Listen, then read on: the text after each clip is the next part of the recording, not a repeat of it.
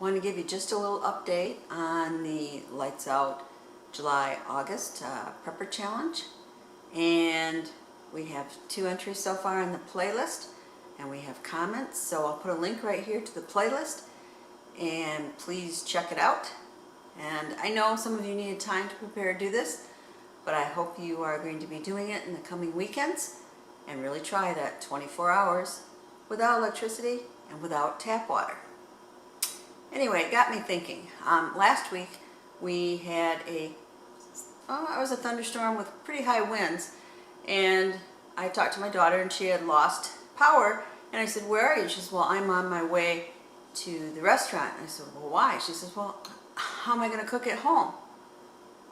And you know, I about lost it when she said that, because I had made them great Christmas gifts over the years, and one of them was they had a butane camp stove that they could cook on, and of course she has a grill at home.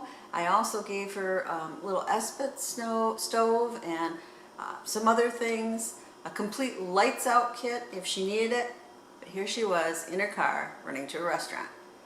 So I'm talking to her and she said, "Well, really, I know I could probably cook at home, but this is an excuse to get really great fish tacos at this restaurant." So, okay, maybe it was, and maybe she would be able to take care of herself and the kids at home. But it got me thinking, how many different ways do I have to cook here at the house if we lose electricity? And I thought I'd show you. I first should mention there is the no-cook method. And that means you just eat straight out of the cereal box or whatever, and definitely I've done that. But that's not maybe best for a long-term power outage.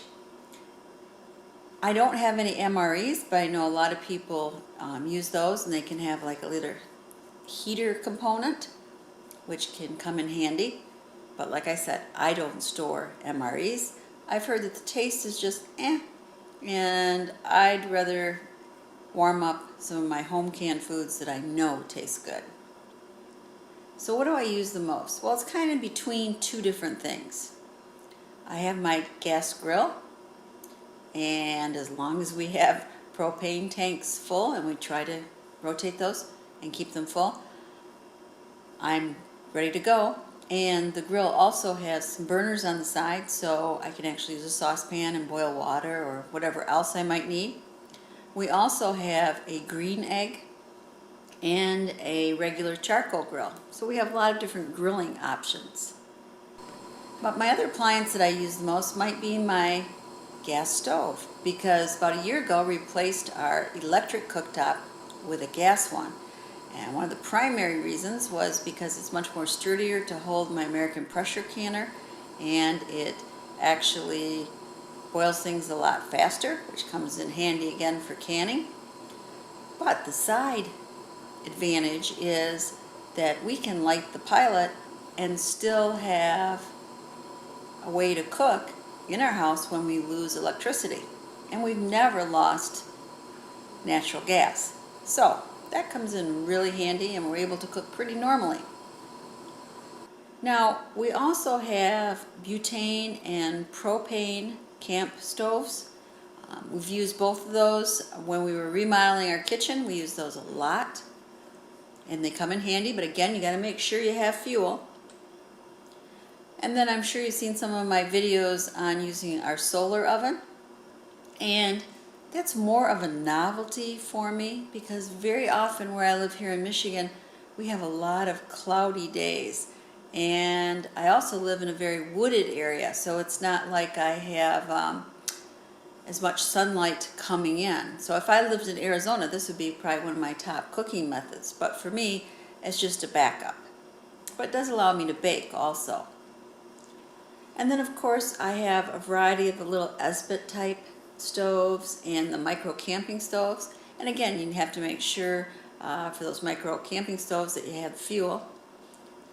I also have a very nice Silver Fire rocket stove, which is still in its box, and I have never used it, but I could if I needed to. And my understanding is I can use plenty of the twigs and the dried grass in the woods around us for fuel, so I don't have to worry so much about fuel. And then we have a very, very nice fire pit. And we, of course, could cook in that. You just want to make sure you have cast iron cookware. Of course, you can always do kind of like a hobo sandwich in aluminum foil, too. And we love using those cast iron sandwich presses. That is so good when you make sandwiches that way. And we have 4 fireplaces in the house. We've never really cooked over it, but I understand you can if you had to. And then of course I've done some videos on my little buddy stove, little homemade stove there, and really the only power it's using is wax power. And you know, if you were just one person and you wanted to have some bacon or eggs, whatever, it works pretty well. And I demonstrated that you can even bake on it. So very inexpensive. Anybody could have one of these little stoves for backup cooking, but it wouldn't do great for a whole family. And then I also do have the Coleman camp oven for baking, and you can use that on a fire. I have it still, again, in its box. I have never used it. I'm going to have to get it out and try it, but I do have that alternative if I wanted to bake bread or muffins or whatever. So that's it. Those are my alternatives.